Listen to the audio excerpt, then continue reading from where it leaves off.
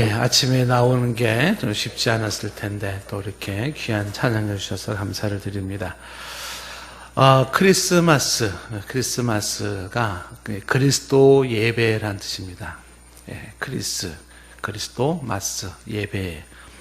불어로 노엘이라고 하죠. 노엘, 크리스마스란 뜻을 가지고 있습니다. 그래서 이 크리스마스는 이제 그리스도의 축일 혹은 그리스도 탄생을 축하하는 예배로 이해가 되어집니다.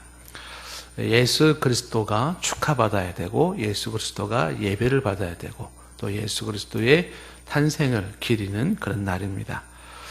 그럼에도 불구하고 사람마다 크리스마스 의미가 다르게 전달됩니다. 아이들에게는 크리스마스는 선물 받는 날이고 또 연인들에게는 크리스마스는 데이트하는 날입니다. 그리고 백화점이나 음식점이나 기념품 코너에서 크리스마스는 매상을 울리는 날이죠.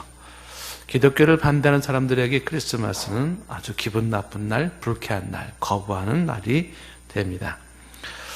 오늘 말씀 속에 크리스마스를 맞이하는 세 부류의 사람들을 주목해 봅니다. 자, 첫 번째 부류의 사람들은요, 헤롯과 예루살렘의 사람들의 모습입니다. 2장 3절 말씀에 헤롯 왕과 온 예루살렘이 듣고 소동한지라 라고 되어 있습니다. 크리스마스를 맞이하는 왕과 예루살렘, 자, 이들은 이 크리스마스가 듣고 소동을 하는 날입니다. 왜 이렇게 소동을 했는가? 단 질문이 2절 말씀과 연결시켜 볼 수가 있습니다. 2절에 동방박사들이 와서 한 얘기가 유대인으로 왕으로 나신 이가 어디 계시냐? 우리가 동방에서 그의 별을 보고 그에게 경배하러 왔노라 하는 이 이야기를 듣고 지금 왕이 그리고 예루살렘이 소동을 한 것입니다. 무슨 얘기냐 하면 지금 유대인의 왕을 찾는 이 동방박사 앞에 이 헤롯은 왕은 나 하나면 되지 무슨 왕이 또 필요하냐 이런 논리인 것입니다. 내 영혼에 내 삶에 예수 그리스도를 왕으로 모실 수가 없는 사람입니다. 내가 왕이에요. 내 뜻대로 살아야 되고 내 마음대로 살아야 될 사람입니다. 그 누구도 나에게 명령할 수 없고 그 누구도 나를 지배할 수가 없습니다. 그래서 예수 그리스도를 거부하는 그들입니다. 나를 지배하고 나를 통치할 수 있는 사람이 나 말고 또 누군가가 있다는 것 자체가 기분 나쁜 겁니다. 그래서 예수 그리스도를 거부하는 그런 모습으로 나타납니다. 그래서 즐거워하고 기뻐해야 될 그런 크리스마스가 이들에게는 아주 불쾌하고 그리고 화가 나는 날이 되는 것입니다. 예수 그리스도의 진정한 의미를 알지 못하는 사람들에게 나타나는 모습인 것입니다. 요한복음 1장 5절 말씀에 사도 요한이 말한 것처럼 빛이 어둠에 비추되 어둠이 깨닫지 못하더라.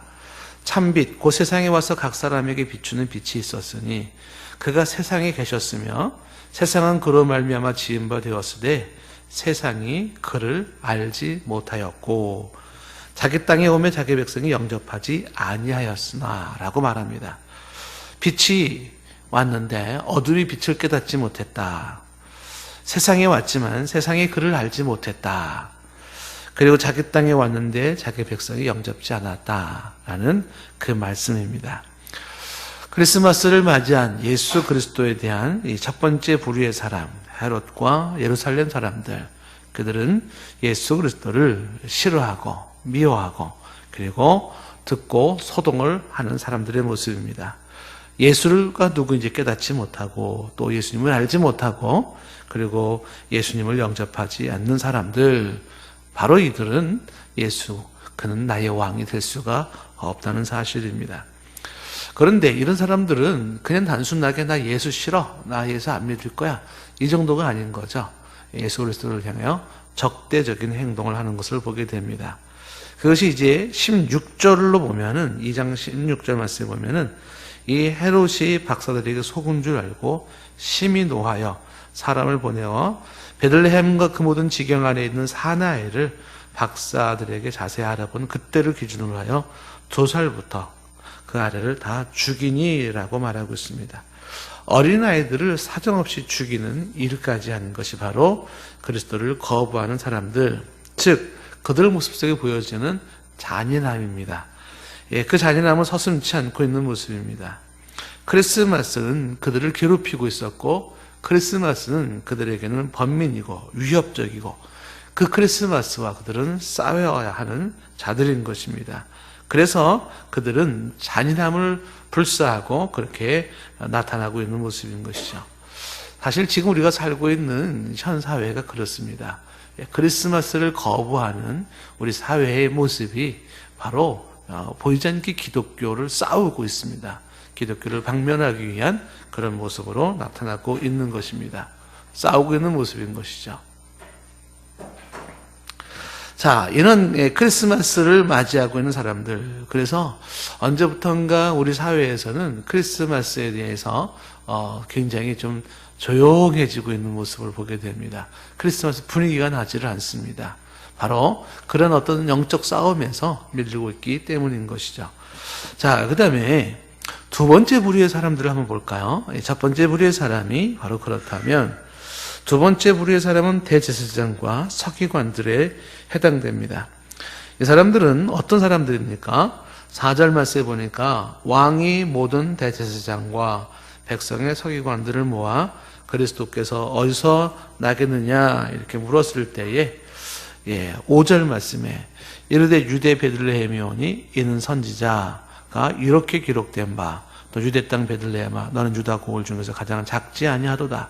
내게서 한 다스리는 자가 나와서 내 백성 이스라엘 목자가 되리라 하였음이니이다. 정확하게 미가서 5장 2절 말씀을 인용하고 말하고 있는 것이 여기에 대제사장과 서기관들입니다. 자, 이들이 지금 앞에 나와 있는 헤롯과 그리고 예루살렘 사람들과의 차이점 혹은 공통점이 무엇입니까? 이 대제사장과 서기관들도 그들은 예수 그리스도를 나의 왕으로 내 마음속에 예수 그리스도를 모신 사람들은 아닙니다. 미가서 5장 2절의 구약 성경을 능통하고 그 예언이 있다는 걸 알고 그 예언의 성취로 예수 그리스도가 이 땅에 오신 것을 말을 하지만 그것은 단지 이들에게는 연구거리에 불과합니다. 예수는 학문적 대상에 불과한 것이지 예수가 내 마음속에 왕은 아닙니다. 예수 그리스도를 영접하지 않은 그 모습은 예수 그리스도를 적대했던 헤롯과 거반 다를 바가 없습니다. 적극적으로 반대를 하진 않더라도 예수 그리스도를 나의 주, 나의 왕으로 내 마음속에 모시지 않는 바로 이 대제사장의 모습인 것입니다. 다시 말하면 예수 그리스도에 대해서 알기는 알지만 나랑 구체적인 상관이 없는 분입니다. 나와 상관이 없어요. 그분이 왜 이 땅에 오셔야 했고 또 그분이 왜 이 땅에서 십자가를 지고 죽어야 했는지 그 모든 사건들은 나랑 상관이 없습니다. 그냥 그건 하나의 이론에 불과한 것입니다. 예수 그리스도가 나를 구원하신 구원자도 아니고 내게 생명을 준 분도 아닙니다. 내 안에 살아계신 분도 아니고 나와 동행하시는 분도 아닙니다. 나와 함께 하시는 분도 아닙니다. 머릿속에 계신 예수님이지 내 마음속에 계신 예수님이 아닙니다. 내 마음속에 크리스마스는 이루어지지 않고 있습니다. 머릿속의 이론으로만 끝난 것입니다. 로마서 10장 10절 말씀에 말하는 것처럼 사람이 마음으로 믿어 의에 이르고 입으로 시인하여 구원에 이른다고 했습니다. 그러므로 내 마음이 예수님을 영접하는 게 필요한 것이죠. 예수님을 나의 구세주로 구원자로 영접하고 예수님을 내 마음속에 왕으로 모셔드려서 내 자리에 왕자의 예수님을 앉히셔야 되는 거죠. 그리고 나는 내려가야죠. 나를 다스리고 내게 명령하고 나를 통치할 수 있는 분은 예수님 당신밖에 없습니다. 라는 그 주님에 대한 영접이 필요합니다. 파스칼이 말한 것처럼 머리에서 가슴 사이가 제일 먼 길입니다. 그래서 사실상 내 마음의 문을 열고 예수님을 내 삶에 영접한다는 것은 그리 쉽지가 않습니다. 이런 제사장들의 삶에서 이들의 모습 속에서 크리스마스는 사실 의미가 없습니다. 그냥 그런 날에 불과한 것이고 전통적으로 그냥 홀리데이, 휴일에 불과한 것입니다. 그런데 이렇게 지금 헤롯의 스타일과 또 제사장의 스타일이 있는가 하면 세 번째 사람은 바로 우리가 잘 아는 동방박사였습니다. 자, 이들에게 있어서 크리스마스는 어떤 날입니까? 이들은 크리스마스가 예수 그리스도를 경배하는 날입니다. 오늘 말씀 2장 1절 말씀에 복음할 때 헤롯 왕 때 예수께서 유대 베들레헴에서 나심에 동방으로부터 박사들이 예루살렘에 이르러 말하되, 이 동방이라고 하는 것이 바벨론 혹은 페르시아라고 하는 것입니다. 지금으로 말하면 이라크 지방에서 지금 여기까지 예루살렘까지 온 사람들입니다. 사막길을 걸어서 왔습니다. 그때 당시에는 길이 제대로 났겠습니까? 좋지 않은 길, 불편한 길을 감수하고 그렇게 별을 따라 온 사람들입니다. 편치 않는 교통, 편치 않는 상황이지만 그러나 왕이신 그분을 예배해야 되겠다는 마음 하나로 그들은 이 먼 길을 달려온 사람들입니다. 2절에서 말한 것처럼 우리가 유대인의 왕이라고 말한 그 왕을 이야기하면서 2절 끝에 경배하러 왔노라 라는 얘기를 하잖아요. 이 경배하러 왔다라는 것이 예배하러 왔다 하는 겁니다. 동방 박사들은 예수님을 경배하고 싶었습니다. 예배하고 싶었습니다. 그가 진정한 왕이기 때문인 것입니다. 그래서 이 동방 박사들은 앞에 얘기했던 헤롯 왕이나 그리고 혹은 제사장들과 다르게 그들은 예수 그리스도를 내 삶의 왕으로 모시고 싶었고 그분을 내가 예배하고 싶었던 것이 동방 박사들입니다. 그래서 그들은 이 왕이신 예수님을 영접하고 예배하기 위한 하나의 일념으로 먼 길을 마다하지 않고 온 겁니다. 수고를 마다하지 않은 겁니다. 그들이 이 왕 예수 그리스도를 만나고 싶었고 이 왕이신 예수님을 경배하고 싶었던 마음이 얼마나 강했는지, 얼마나 심했는지 그 먼 길을 마다하지 않고 왔기 때문에 그 드리는 예배가 남다른 감동이 되는 거예요. 어렵고 힘든 상황을 겪고서 이기고 싸워서 나와서 드리는 그 예배가 그 누구보다도 진하고 그 누구보다도 강한 그런 감동의 예배를 드리게 되는 겁니다. 고생 끝에 내가 만난 예수님, 그리고 어렵고 힘든 상황 속에서 그렇게 내가 주님을 만나 예배할 때는요, 눈물이 앞을 가리게 되어 있습니다. 그 주님을 예배하는 그 순간은 감동이 아닐 수가 없습니다. 오늘 이 시간을 기다렸고 이 예배의 현장을 사모했고 이 예배의 현장을 그렇게 목매어 원했기 때문에 그들이 예배하는 그 자리는 무릎을 꿇고 떨림으로 그 주님을 경배하는 자리인 것입니다. 이게 동방박사의 모습인 것입니다. 왕이신 예수님, 우리는 그를 경배하고 싶습니다. 진정한 크리스마스의 의미를 알고 있는 모습입니다. 그랬을 때에 이 사람들이, 동방박사들이 예수님 앞에 왔을 때, 자, 그들은 누구한테 경배합니까? 오늘 12절 말씀 보십시오. 11절 말씀 보시면 집에 들어가 아기와 그 모친 마리와 함께 있는 것을 보고 엎드려 아기께 경배하고 라고 되어 있습니다. 그들이 경배한 것은 마리아가 아니었습니다. 그들이 경배한 것은 요셉도 아니었습니다. 그들이 경배한 것은 그 누구도 아니었어요. 아기께 경배했습니다. 그 아기가 누굽니까? 예수님입니다. 오직 예수님만이 나의 경배를 받으실 분이고 나의 예배를 받으실 분이었던 것입니다. 그래서 그들은 그렇게 오직 예수 그리스도를 향해 예배를 드리고 있는 것입니다. 다시 말하면 크리스마스의 진정한 주인공을 제대로 알고 있는 것입니다. 우리가 어제 아이들의 발표를 보았지 않습니까? 그랬을 때에 학생들이 잃어버린 그 크리스마스에서 잃어버린 이야기를 하지 않습니까? 정확한 이야기입니다. 산타크로스가 예수 그리스도를 대신하고 루돌프 사슴이 예수 그리스도를 대신합니다. 추리나 혹은 영화관이 혹은 음식점이 그리스도 예수를 대신합니다. 그게 아니죠. 지금 동방박사는 이날은 지금 어떤 날이라고요? 예수 그리스도께 집중하는 날이고 예수 그리스도께 무릎 꿇는 날이며 예수 그리스도께 예배하는 날인 겁니다. 사탄의 전술에 기가 막히게 통하고 있습니다. 그래서 이 예수 그리스도를 집중하지 아니하고 가리게 만드는 다양한 것들이 나타나기 시작한 것입니다. 제가 예전에 인도에 갔을 때에 충격 먹었던 것이 바로 그것이죠. 크리스마스 흔적이 남아있는 그 현지 교회에 O come, 오소서라고 그렇게 영어로 쓰여 있고 그 다음에 나온 말이 산타클로즈라고 되어 있습니다. 오소서 산타클로즈요 이렇게 되어 있습니다. 산타클로즈를 예수로 착각하시는 분들도 계십니다. 그래서 그분이 그 산타클로스가 선물을 주고 하는 그것이 바로 예수 그리스도라고 착각을 합니다. 옳지는 않은 것입니다. 동방박사들은 오직 예수를 만나기를 원했고 오직 예수를 찾아왔고 그래서 그 간절한 모습으로 고생 끝에 예수님께 찾아왔고 와서 현장에서는 오직 아기 예수께만 경배를 드리고 있는 모습입니다. 크리스마스를 제대로 맞이하고 있는 이 동방박사들은요, 지금 또 말씀을 보면 어떤 특징이 있냐면 지금 11절 말씀에 보면 이 사람들이 예수님께 엎드려서 아기 예수께 경배하고 난 다음에 보배합을 열어서 황금과 유향과 몰약을 예물로 드리는 것을 보게 됩니다. 예수 그리스도께 황금과 유향과 몰약을 드립니다.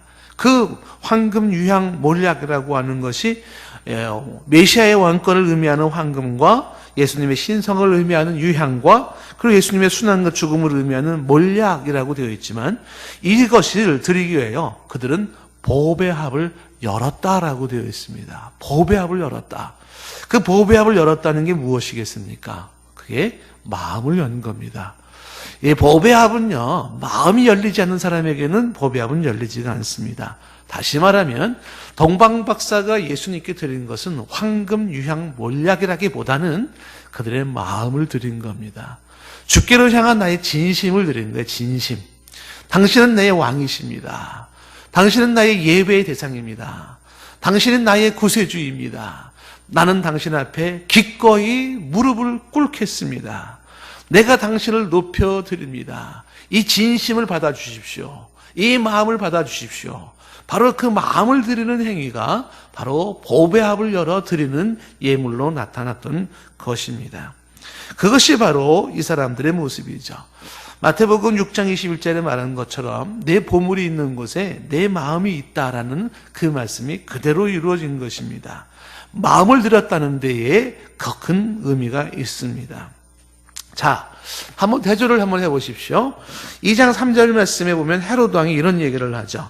베들레헴으로 보내며 이르되 가서 아기에 대하여 자세히 알아보고 찾거든 내게 고하여 나도 가서 그에게 경배하게 하라 라는 이야기를 합니다. 헤로드 왕이 말을 하지 않습니까? 나도 그에게 경배하게 하라 라고 말을 합니다. 마음에도 없는 말이죠. 진심이 아닌 것입니다. 입으로 아무리 얘기해봤자 거기에는 의미가 없습니다. 진짜 중요한 것은 내 마음을 주께 드리는 것입니다. 내 마음을 주께 여는 거예요. 그런 실제적인 모습이 나타나지 않는다 그러면 그것은 어디까지나 진정한 예수 그리스도의 경배가 아니라고 하는 것입니다. 진정으로 예수 그리스도를 왕으로 섬기는 사람이라면 그들은 분명히 마음을 드릴 것이고 마음을 열 겁니다. 보배합을 열 것이죠. 박사들에게 예수 그리스도는 왕입니다. 내 인생의 왕입니다. 나를 구원하시는 구원자이시고 내 영혼이 찬송과 예배를 받으실 어린 양 예수입니다. 종려나무를 가지고 흔들고 그리고 나의 모든 걸 다 들여서 섬겨야 할 분이 바로 예수 그리스도인 것입니다. 마음의 문을 열고 예수님을 왕으로 모셔드리는 동방박사의 모습입니다. 우리가 잘 아는 그런 이야기가 있지 않습니까? 메디슨의 그 그림이 있습니다. No room이라고 하는 겁니다. 방이 없습니다 라고 하는 그러한 그림을 우리는 많이 듣습니다. 어두운 밤, 짙은 밤에 차디찬 별은 빛나고 있는 그때에 조용한 밤 그리고 침묵이 흐르는데 저 멀리 그 어둠을 깨는 개 짖는 소리만이 들립니다. 그리고 사람들이 모두가 잠든 그 순간에 집을 지키는 자들은 여기저기 다 문을 걸어 잠굽니다. 그런 상태에서 해산을 앞둔 이 마리아가 요셉을 향하여 얘기를 하지 않습니까? 학생들을 향해서 어제 보았던 내용이에요. 방이 있습니까? 없어요. 방이 있습니까? 없어요. 방이 있습니까? 없어요. 하는 거죠. 아기 예수가 거할 곳이 없는 것입니다. 이 한편의 그림이 보여주고 있는 것이 바로 오늘날 모습이에요. 마음의 문을 열지 않고 예수님을 영접하지 않은 사람들을 향하여서 지금도 예수님이 노크하고 계시겠죠. 방이 있냐? 네 마음속에 들어갈 수 있겠냐? 아니요. 그럼 너의 마음속에 들어갈 수 있겠냐? 아니요. 너의 마음속에 들어갈 수 있겠냐? 아니요. No room, 방이 없습니다. 라고 이야기하고 있는 것입니다. 오늘날 세상이 그렇지 않습니까? 예수 그리스도가 있을 방이 없습니다. 예수 그리스도를 모시는 사람이 없습니다. 그분을 모시고 그분을 예배하며 그분 앞에 즐거워하고 그분을 찬송하며 나가는 사람이 없다는 것입니다. 그것은 안타까운 모습이죠. 진정한 크리스마스의 의미가 사라지고 있는 모습입니다. 만약에 2000년 전에 이 땅에 오신 예수님이 그것이 첫 번째 크리스마스라면 두 번째 크리스마스는 내 마음에서 일어나고 있는 크리스마스인 것입니다. 오늘 말씀을 우리는 정리를 합니다. 해마다 찾아오는 크리스마스지만 그 크리스마스를 맞이하는 사람들마다 각각 반응은 다릅니다. 어떤 사람에게 크리스마스는 해로당과 같아서 이 크리스마스는 불쾌하고 위협을 느끼고 이 크리스마스는 거부하고 이 크리스마스를 반대하고 싶은 안티 크리스마스 세력이 있을 수 있습니다. 두 번째, 이 크리스마스는 바로 이 제사장들과 같이 크리스마스는 연구 대상이고 알고 있는 이론의 하나입니다. 나랑 도무지 상관이 없고 나와 어떤 관계도 없습니다. 예수 그리스도는 진정한 내 삶의 왕도 나의 어떤 관련성도 없는 알고만 있고 머릿속에 이론으로만 가지고 있는 사람입니다. 그러나 그런 와중에도 또 하나의 크리스마스는 이 동방박사 같은 사람들입니다. 그 예수님을 예배하고 싶어서 먼 길을 마다하지 않고 찾아옵니다. 그리고 기꺼이 그 예수 그리스도 앞에 무릎을 꿇습니다. 그리고 그 예수 그리스도 오직 그분에게 집중하며 경배합니다. 그리고 보배합을 열어 내 마음을 열어 내 마음과 진심을 그에게 표합니다. 당신은 나의 왕, 나의 주, 나의 예배를 받으실 나의 구원자입니다.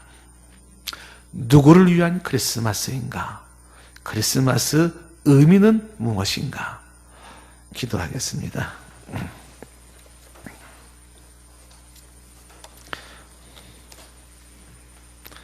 하나님, 크리스마스가 단순한 쉬는 날 그리고 명절로 끝나지 않기를 원합니다. 이 땅에 오신 예수 그리스도를 다시 한번 묵상하고 나를 위해 오신 주님, 나를 위해 십자가를 지시고 나를 위해 부활하신 그 주님을 헤아리게 하여 주시옵소서. 당신이 오심으로 그리고 십자가에 죽으심으로 내 모든 죄가 사함받고 내게 이젠 죽음이 묶을 수 없고 죄의 저주가 묶을 수 없는 영원한 새 생명이 부활의 생명이 내게 들어옴을 기뻐하며 감사하게 하시고 진정 내 삶의 왕으로 예수님을 모시게 하옵소서. 당신은 나의 왕, 나의 주, 내 마음에 들어오시고 나를 좌정하시며 다스리시고 통치하여 주시옵소서. 빈 방이 없다는 안타까운 이 현실 속에서 내 마음을 열어 예수님을 영접하여 예수님이 거할 곳을 만들어드리는 그러한 자들이 이 땅에 많아지게 하옵소서. 제2의 21세기 동방 박사들이 있게 하사 주 예수 그리스도께 온전한 영광을 올리게 하옵소서. 예수님의 이름으로 기도드리옵나이다. 아멘.